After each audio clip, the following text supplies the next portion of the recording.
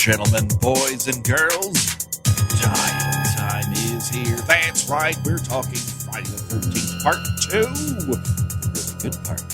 On Kill by Kill. Well, greetings and salutations, Internet. It's your old pal Patrick Hamilton, coming to you once again from Camp Crystal Lake, or as close to it as we possibly can get.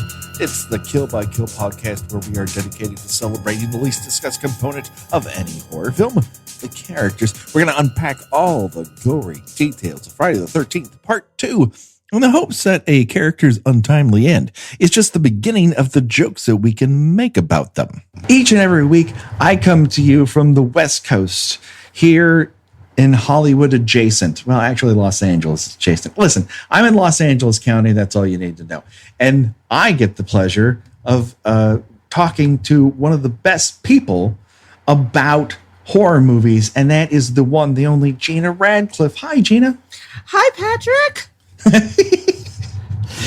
We're here, and this is happening. We have hit the sweet spot of Friday the 13th, Part 2. Would you agree? Absolutely. I've been waiting since you asked me months ago to start this podcast with you. This is what I've been waiting to talk about. All downhill from here, baby. Certainly for this motion picture, yes. There's so much to talk about later on in other films, but as far as Friday the 13th Part 2 is concerned, this is the biggest back-to-back 1-2 punch, and we're not just talking about how Jeff and Sandra died. We are discussing both Jeff and Sandra, our lamented lovers, who are never very far from one another, and Mark, who is an incredibly handsome person with really sweet hair, who just has to fight off chicks left and right. Despite being paralyzed from the waist down. Yes. It doesn't stop anybody. It certainly doesn't stop Vicky, and I don't blame her, because he's fucking dreamy. Anyways, we'll get to Mark, because first, let's set this up in order by talking about poor Jeff and Sandra. They are in the Friday the 13th sort of trope. They are the lovers who can't stop touching one another and having sex. What I like to call, they end up with the sex kebab. Sex kebab. Oh, that's so accurate and gross. I feel like I'm misremembering how many different movies have used this. I think it's a lot less than I remember. But I think they start varying the sort of setup of it. Yeah. But at least in 1 and 2, you have these couples who are specifically the people who have sex couples. They are people you know for sure are going to have sex, because they never go more than 10 feet away from one another. They're always within arm's reach, which I think makes it maybe more difficult if you are coming at this from a killer's point of view to take on 2 people at one time. If they're always together, they're not isolated. This might make them more difficult to dispatch. So from that standpoint, I think it's an interesting variation. But I think you're right. I think this trope begins to mutate. I know for sure it comes back in 5. Right. Spoiler alert, kids, I don't like Friday the 13th Part 5, and not for the reason you think. I don't care who the killer is. It's a sleazy fucking movie. Okay, so let's talk about Jeff and Sandra, speaking of sleazy. He has what could only be described as Hardy Boy's hair. He's got a Hardy Boy's hair and this fucking hat that he watch kid. And again, it is like a wool hat, but in the middle of summer. And it has to be so hot. It has to have its own weather system under that. And he's never sweaty. Again, this is another one of those curious aesthetic choices, much like Terry and her tiny little cut-off sweater, where it's we're going to dress in as little clothing as possible, but we really want to be also prepared for a middle of July deep freeze. Right. I mean, it's this weird thing where they need to establish everyone by a signature piece of clothing. So Paul gets a turtleneck, and Jeff gets this stupid-looking hat. When you look at these movies that are made of its own era, and this is the sort of anachronistic thing about Friday the 13th that I like, because you're given a very distinct window into a very distinct time. A lot of movies denote characters by the clothes that they wear. If you watch E.T., that group of friends that the older brother has, they all have very specific things that they wear in order to tell them apart. This one wears sunglasses. This one wears that stupid hat all the time. This one's Thomas C. Howell. I guess it's so the audience doesn't have to be taxed with the chore of remembering what these characters' names are. Yes. So it's just, well, he's hat guy, and she's glasses girl, and he's football jersey dude, and yes. Speaking of Mark, he is football jersey dude. Football jersey dude. So that's Jeff. Sandra has what could be an amazing head of hair if only she understood what conditioner is, I guess. She looks very much like an early 80s Jersey chick. I could speak with some authority upon this subject. Okay. You know, she has that kind of frizzy hair, sort of, spends too much time in the sun. She's probably one of the only characters in this entire series who actually looks like a teenager. I don't really know how old the actress was who played her, but she looks pretty, convincingly young. Whereas in most of these movies, these people look like they're like 25, 30, and even though they're all supposed to be like presumably like 18. Yeah, I mean, I think they're supposed to have an age range, but unlike the idea of most teen slashers, like your Nightmare on Elm Street series, those characters are almost always supposed to be high school age. Halloween, the first movie, is set. Those girls are supposed to be in high school. Whereas Friday the 13th, I think, is interesting in that it ups that age up to college and beyond, as if making them adults makes them more capable or less vulnerable. And I think that is an interesting way to differentiate the film from its competitors. Yeah. Not buying it, Gina Radcliffe. Put it on the DVD cover, kids. So Sandra is she's very curious. That is Sandra's defining characteristic beyond her curls and her tight sweaters. She really needs to know what's going on. She drags Jeff off into the wilderness to find Camp Crystal Lake because she's heard about it constantly from their co-counselors at Paul's camp, from the sheriff, from Paul at the campfire. Everyone's talking about this. Why they don't think that someone's going to wander off and look at Camp Crystal Lake, aka Camp Blood, is beyond me. They do that. They get caught. They're not allowed to go to Casino Bar like everyone else and get drunk on weird beer. They're not conveniently eliminated. No, they're eliminated, but they're not eliminated from the script like right. Half of these other characters. Yes. They don't get into psychological conversations over drinks like Ginny and Paul are later on. No, what they get to do is dance to non-existent music, which they do during the first party scene. The second party scene, we see Jeff losing an arm wrestling contest to Mark. I don't know why he didn't show up in Over the Top. He was the only exclusion. And she lulls him away by saying, "Don't tire yourself out." And I guess for his arm, I guess there's a lot of arm action in that relationship. I'm not kink shaming. But I think you can both arm wrestle and have sex in the same night. maybe he really gets a full body arm wrestling. Maybe he cheats and just puts his entire full body weight into it. All that blood that's going to your arm, you're wasting it. It could go to your penis leg. Okay, I'm out. Can't use that blood again. I don't know how bodies work. Somewhere there's an arm wrestling guy who really likes Friday the 13th who's furiously typing an email to us right now. I can't wait to read it. So these two go upstairs, and here's the sort of, if you're looking for a difference in directorial styles between this and the first film, because those are the only two films we've seen in sequence here. It's that the sex scene in the first movie looks vaguely sexy, and this one looks like a doughy guy laying on top of another girl. Yeah, they didn't really make any appreciable effort in making this, erotic or enticing or anything that you didn't just want to, fast forward through while you're, time it to a bathroom break or to, get more, pour some more mellow yellow, Oh my God. No, please, if you're pouring mellow yellow right now, stop.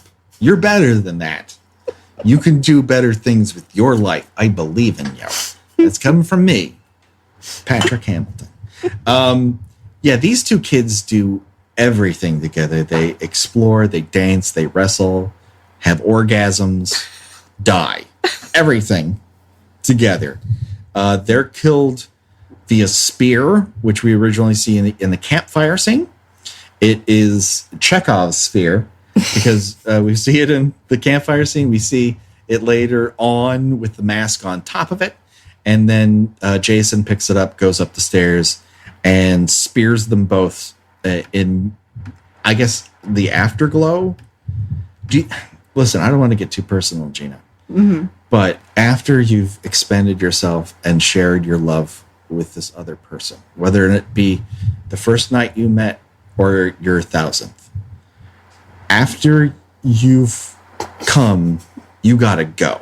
Don't lay on top of somebody, is what I'm saying. Yeah, no. It's just you're sweaty. You're. It's just like all right. You can cuddling can ensue, but you gotta. There's cuddling. There's spooning. There's so many things you can do. Don't lay on top of somebody in your condition. That can't be fun. She's a smaller girl. He's a larger guy. She's got to be dying under there. And he just seems like somebody that would be just really clumsy, like, leaning on her hair, accidentally elbowing her in the eye. He just seems like kind of a, klutzy sort of dude. But it has to be this way. They have to be in this exact position. Otherwise, this kill doesn't work. And we know this because it happened once before in a Mario Bava film called A Bay of Blood / Twitch of the Death Nerve. Now, I will say this film achieves it a little bit better by one improvement, and that is that the bloody tip of the spear takes a notch out of the wood once it comes all the way through the bed, and it reinforces that it's a real object. So that part I like. But do you think that this is actually stolen idea, or is this parallel thought? I'm going to say it's probably stolen. Okay. Although I find myself wondering, it's like, did Jason just take a chance that he knew what this guy's fuck style was going to be, and like, well, I'm gonna, he just like, he's probably just gonna just lay there for a little while, like an old bag of laundry on top of her, I take him out both at once. That's time management skills at work. It's just thinking, what is this guy's fuck style? Come on, Jason, think. All right, I know the kind of guy he is. It's sack of laundry. He's a lingerer. They're not going to be spooning. I can do this. They're just going to be on top of one another like a sad sandwich. And I'll spear them. Like at a Greek diner, and they put that on top of your chicken. I'm gonna call it right now. Our fan hashtag is gonna be sad sandwich. Sad sandwich. because sack of laundry doesn't really have that Listen, don't undersell yourself. Somewhere out there, someone heard that, and that's what got them going. You're doing just fine. Nobody does selling better than Shopify. Shopify is the home of the #1 checkout on the planet. And the not-so-secret secret, with Shop Pay that boosts conversions up to 50%, meaning way less carts go abandoned and way more sales going through. So if you're into growing your business, your commerce platform better be ready to sell wherever your customers are scrolling or strolling. On the web, in your store, in their feed, and everywhere in between. Businesses that sell more sell on Shopify. Upgrade your business and get the same checkout that Skims uses. Sign up for your $1 per month trial period for 3 months at shopify.com/Westwood1, all lowercase. Go to shopify.com/Westwood1 to upgrade your selling today. Shopify.com/Westwood1. Look at him, eating whatever he wants, never gaining a pound. While I'm stuck with the boring special and can't lose an ounce. How's your lunch, man? Amazing. Yours? So good. Oh, I'm so happy for you. Cool, buddy. Weight loss isn't fair, but Mochi Health is. The affordable GLP-1 source that can fix your frustration with food. So, same time next week? No! Definitely. And your friends. Learn more at joinmochi.com. Mochi members have access to licensed physicians and nutritionists. Results may vary. I think the more I look at it, and I happen to actually get the Arrow video version of Bay of Blood, Twitch of the Death Nerve, because it was on sale at Amazon. So I'm like, yeah, I'll get that on Blu-ray. And it is pretty dead on. Because instead of the killer's POV, you're off on his shoulder. And that's the exact same shot from the Bava version. So to me, while it was harder to rip somebody off, I think that it's more than likely a ripoff.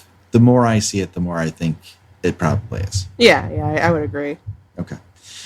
So that is Jeff and Sandra. R.I.P.D. We barely knew you at all. Like, at all. And we spent the most time with them of pretty much anyone at this point. Jenny, like a close second. So let's get to it. Let's get to Mark. Yes! Mark is a super interesting character in that he doesn't come off as gross. Like, he's a jock that you don't hate. And it's not just because of his disability or the fact that he's in a wheelchair or anything like that. He just seems genuine and nice. He really doesn't get a lot of Vicky's double entendre. No, he seems sort of a little, like, oblivious, I guess. If films and, like, Meatballs and the like have taught me anything, wearing a t-shirt that states that you're easy is a welcome sign to sexual activity. So whether or not that's a component of his character or some blurring of him in real life and his character, I'm not sure. What does come across is he seems genuinely nice. Like, of all those people, he seems like the person you want to hang out with the most. Yeah, and I feel terrible for finding his death hilarious. But it is brutal. It is unfortunate. Mark is at least formidable. His sign of his strength is shown constantly. So even though he is in a wheelchair, I think he's a genuine threat to a killer lurking around. So this is one of those times when this version of Jason sneaks up on a person and just gets them when they're not looking. And then you have the aftermath of that, which is a wheelchair careening down a set of stairs in the rain with a guy with a dummy in it and a machete lodged in his face.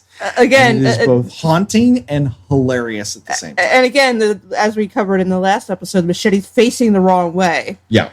But I have come to the discovery that may speak of dark and troubling things about my personality is I seem to find death scenes involving people in wheelchairs very funny, and I don't know why, but like the scene in Manhunter where the guy in the booth in the parking lot like screams and then just this like flaming wheelchair just comes right into the camera for some reason. That's funny to me. When Richard Widmark pushes his grandmother that like down. It's just the old lady in the apartment. In the wheelchair, it might be a family member. Kiss of death. hilarious when the kid in Mars Attacks is rescuing his grandfather from the nursing home, and in the background there's a flaming corpse in a wheelchair just careening down the hallway. I'm laughing hysterically. It's God's gonna punish me someday. Oh wait, the brother in the Texas Chainsaw Massacre. Yeah, Franklin. He's a case unto itself. He's another one that just gets an axe in the face in a wheelchair, and it's hilarious. I mean, that's one of Hooper's greatest sort of skill sets in that movie. It's practically bloodless. All of the violence is implied, and it makes you hate this brother Franklin so much that when he does die, it's a tremendous relief. It definitely takes the somewhat unique approach of having a disabled character be completely insufferable. I mean, of course, that was like Play Dude. Have you ever seen? Oh my god, I forgot the name of the movie. It was a parody of beach party movies, and is it Psycho Beach Party? Yeah, and they had the one girl in a wheelchair who was just awful to everybody and running over people's feet and all, and but that was like a parody of the saintly disabled person. But yeah, I mean, Franklin's he's just awful, and you just want Sally to just leave him behind, just like a doorstop, and she doesn't, and yeah, it is a relief when he's finally killed off, because now she doesn't have to feel guilty about leaving him behind. I don't know what my enjoyment of death scenes involving people in wheelchairs says about me. Now, does this go the other way? Do you also enjoy being menaced by a ghost in a wheelchair in The Changeling, or the late lamented head of the family? I mean, it's kind of funny when you just hear like, it's like a little wheelchair just like appearing out of nowhere. I mean, again, it's more funny to me than anything else. That cascading down the stairs backwards in the rain is such an indelible image.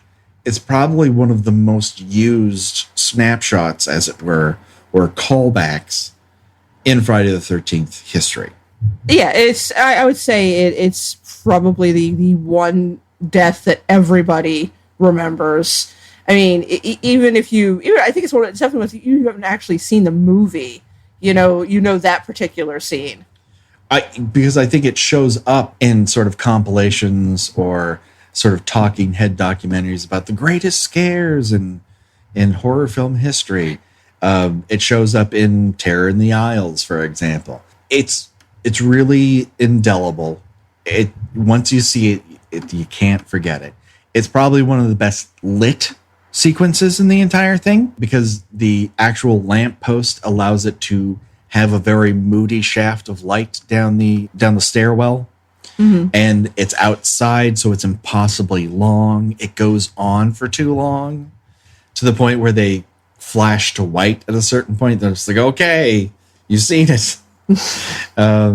It's pretty well done. It's the highlight of the entire movie. If it was boring you up until this point, you could shut it off after Mark. Just stick with that. It's worth it. Yeah. So do we have anything else to say about Mark before we say adieu? He lived well and died hard, so not that hard, because Vicky was on her way, because she changed into her sexy sweater. But we'll get to Vicky. Oh, I already dropped a hint. Vicky wears a sexy sweater. What's a sexy sweater? You'll find out in the next episode, because I'm going to talk all about it. That's right. Before we move on, though, there is one thing we have to do to make a choice. We have to choose our own death venture. And would you rather die in a sad sex sandwich, or in a wheelchair with a machete to the face, and then a quick trip down the stairs backwards? I want my death to be a memorable one. I want to be one that people talk about for years. I think you'd be safe in either one of these, though. Yeah, but I also want to be remembered as a good person. Okay. So I think I'm going to have to take Mark's way out, because I mean, it's not. a lot of the deaths in these movies in the series are from people doing stupid things. Mm-hmm. Like Scott. If Scott hadn't been trying to steal Terry's clothes and right. Being cute and pulling this pickup artist stuff, he wouldn't have ended up in a snare with his throat slashed. But Mark wasn't really doing anything but just kind of sitting around, waiting to get laid. Yeah. And so I think that despite the absurdity of his death, he went with his dignity intact. So I'm gonna have to go with Mark. Okay. I am going to go with Jeff for the following reasons. He did not see his death coming. He got to have sex one last time. He probably died happy. With a super hot Jersey broad. He was in that afterglow, and then he's gone in a snap. I think that's the way I want to go. I want evidence that, I had sex before I died. And the only way to prove that is to die after having had sex. You can't prove it any other way. People won't know. I have a child. You don't know how that kid got here. You may think you know Gina, but you don't know everything. And so that brings us to the finale of this episode of Kill by Kill. Hey, do you want to talk to us about something? Now, it probably has to be horror film related. Otherwise, I don't really have time for that. I have friends and I have family that I have to take care of. But if you've got something that you want to say to us in a very kindly way, there's a couple ways to get in contact with us. There's a Gmail, killbykillpod@gmail.com. Send us an email. It's a longer way to do it. If you want to just hit us up on Twitter, at killbykillpod. Hey, do you want more people to know about us? Why not rate and review us on iTunes? That's a great way to say that you like us and that you want more of this and get us disseminated, because there's so many podcasts about a great many things. This will help. Is there anything else you need to say before? Where can people find you on the internet, Gina? Well, I write about old television from the 70s and 80s at tuneintonight.wordpress.com. Okay. That sounds fantastic. It is fantastic. You should check it out. I think you find some of the weirdest crap I've ever seen in my life. And it happened. It happened on television. Don't worry, folks. The body count will continue. But until that time, for myself and for my friend Gina Radcliffe, bye-bye, everybody. Bye.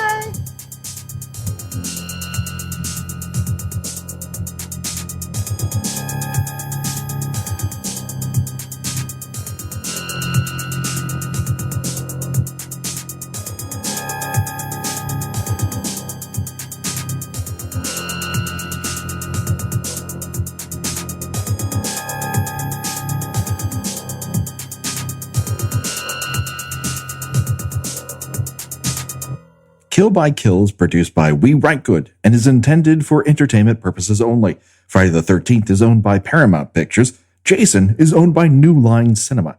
No infringement is intended. Kill by Kill logo was designed by Josh Hollis. Visit him at joshhollis.com. The Kill by Kill theme was created exclusively for us by Revenge Body. Get the whole track and much, much more at revengebodymemphis.bandcamp.com today. If you like the show, please take a moment to rate, review, and subscribe. It really does help the show to grow. Thank you for listening.